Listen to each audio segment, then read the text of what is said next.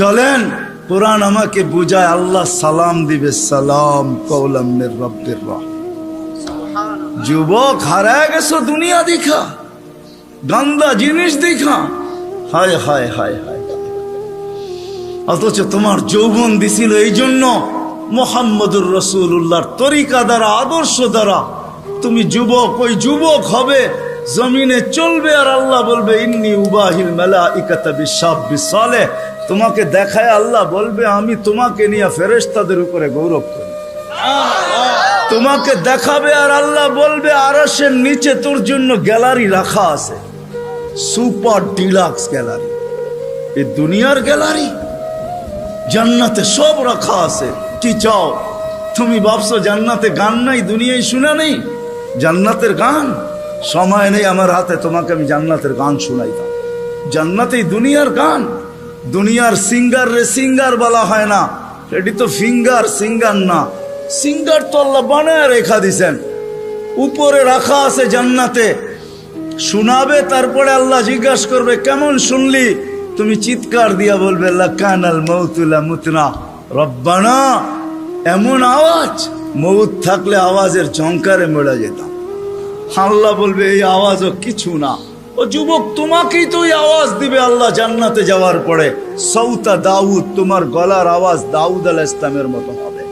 দুনিয়ার সিঙ্গার ওই গানের আওয়াজ উঠাবে তুমি, শুধু তুমি নাচবে না, হুর নাচবে না, খাদেমরা নাচবে না, জান্নাতও ডান্স করবে। জান্নাত এইখানে তো তুমি একটু কমর দুলাও, ঠিক না? এটার নাম ডান্স না। তোমরা ডান্স চিনো না, আমারে ডান্স চিনাইতে হবে না, আর আমাকে সিঙ্গারও চিনাইতে হবে না। আমি বড় বড় সিঙ্গার চিনি দুনিয়াতে, বড় বড় সিঙ্গাররা আমারে চিনে। আলহামদুলিল্লাহ, তুমি আমাকে সিঙ্গার চিনাইতে হবে না। এটার নাম ডান্স না, সব জান্নাতে রাখা আছে। স্টেজ তো আল্লাহও লাগাবে এরকম মাঝে মাঝে জান্নাতে। জিজ্ঞাসা করবে গান শুনবি? তো বলবে রেজওয়ান লাগা স্টেজ।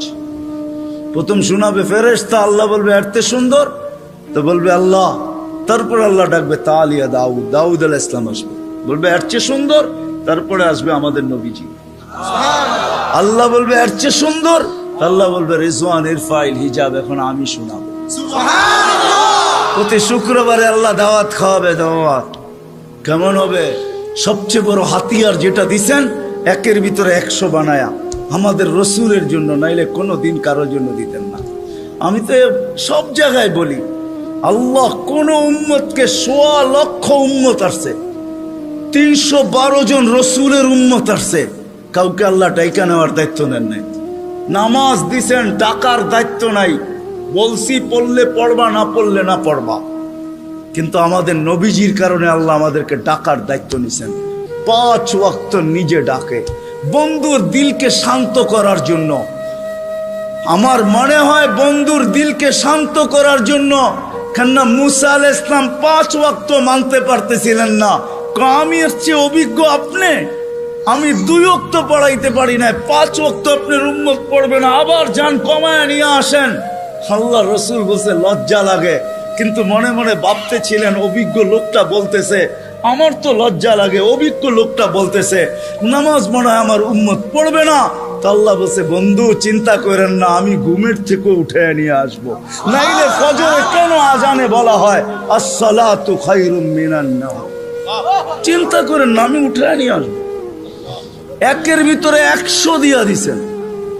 আসেন দুটা অঙ্গীকার করি আজকে, যে আল্লাহর রসুলের আদর্শ একটা হইলেও আমার জীবনের সঙ্গী বানাবো। রাগ হয়ে যাবেন বললে? হ্যাঁ, আমি তো বলি এই উম্মতকে দাড়ি দিছিলেন জান্নাতে যাওয়ার জন্য, ক্লিন শেপের জন্য না, পায়ে হাত রাখিয়া দাড়ি দিছিলেন জান্নাতে যাওয়ার জন্য। জান্নাতটা নবীর সুন্নত। কার? কার?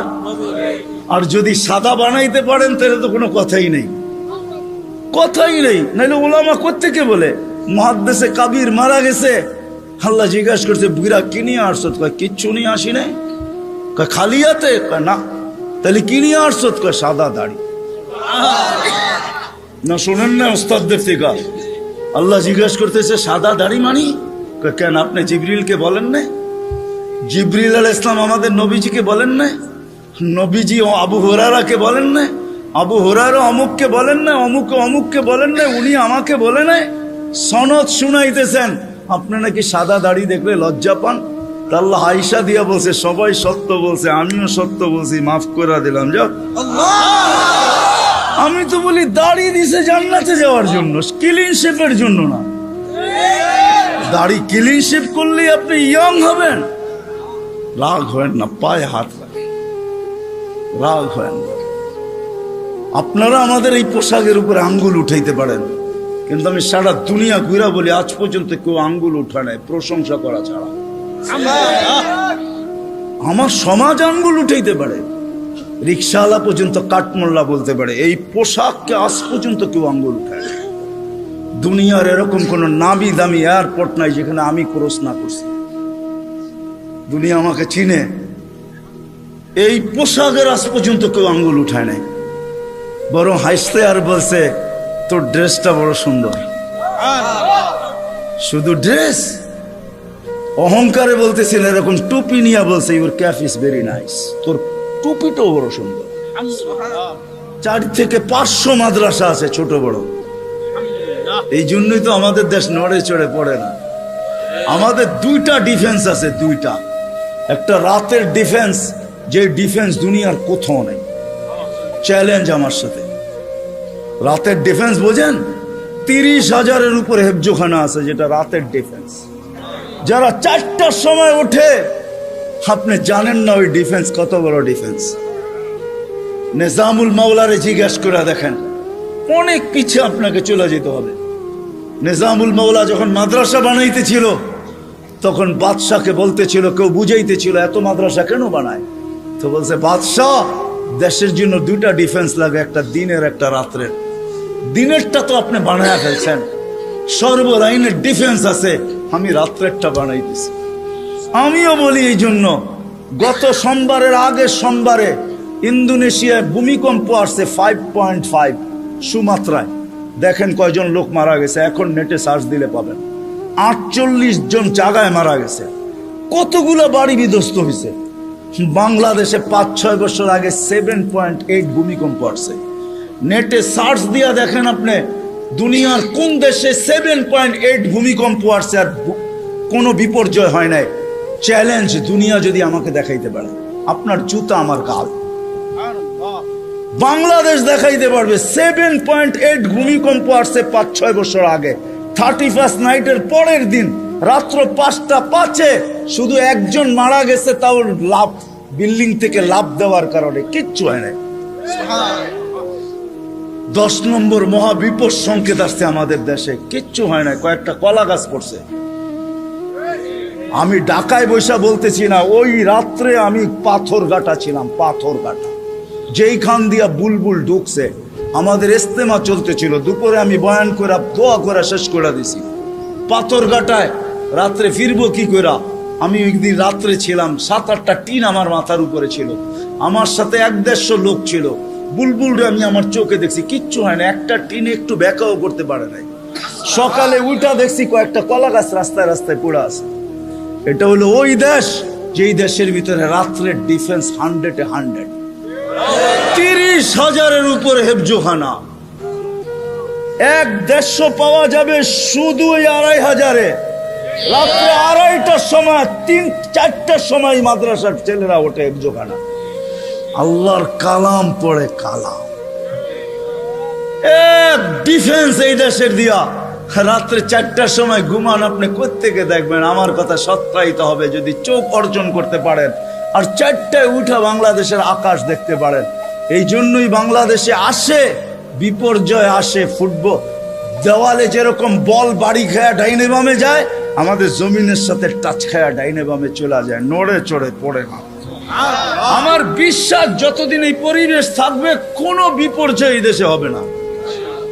এ তো আমি বুকের উপরে হাত দিয়া বলি, দুনিয়া ঘুরা বলি, আমাদের রাতের ডিফেন্স 100% আছে। হাজারো আল্লাহওয়ালা এই দেশে আছে, যারা রাত্রে মুসল্লায় পড়া পড়া চিৎকার দিতে থাকে, সবকো সোনে মে মজা, কিসি কো সোনে মে মজা, কিসি কো খানে মে, হমে মজা আতা হ্যায় তেরে আগে রোনে মে। এরা রাত্রে বিছনায় পড়া ঘুমায়, এই জন্য আসেন ওলামাদের থেকে শিখি। দুটা, একটা ওলামাদের থেকে শিখবো, আর একটা হলো 5 ওয়াক্ত নামাজ ছাড়বো না। রাজি? পাক্কা ওয়াদা? আল্লাহ রসুলের জিন্দগি শিখবেন তো? পাক্কা? নামাজ ছাড়বো না? পাক্কা?